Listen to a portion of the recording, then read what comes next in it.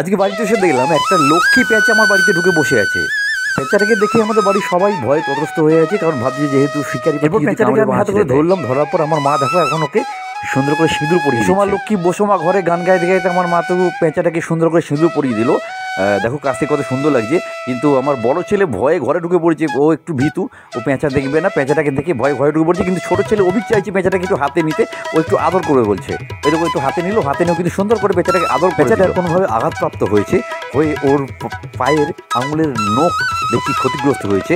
তো আমার মা ওকে সুন্দর করে একটু মলম লাগিয়ে দিয়ে ট্রিটমেন্ট করে দিল। পেঁচাটা উঠতে পারছে, একটু নখটা ক্ষতিগ্রস্ত হয়েছে, তাই ট্রিটমেন্ট করে দিয়ে ওকে আমরা আবার ওকে প্রকৃতির কোলে ফিরিয়ে দেবো, ছাদে নিয়ে গিয়ে ছেড়ে দেবো।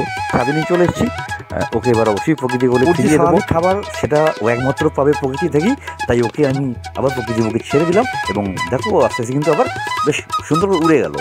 তবে উড়ে গিয়ে ও কিন্তু দূরে চলে গেল না, বাড়ির সামনে এই যে আমাদের ইলেকট্রিক পোলটি রয়েছে এখানে চুপ করে বেশ কিছুক্ষণ বসে রইল। এইভাবে কিছুক্ষণ বসে থাকার পর তারপর আস্তে আস্তে কোনো একটা সময় ও কিন্তু ওখান থেকে নিজের স্বভাবগত ভঙ্গিতে উড়ে চলে গেল নিজের বাসার উদ্দেশ্যে।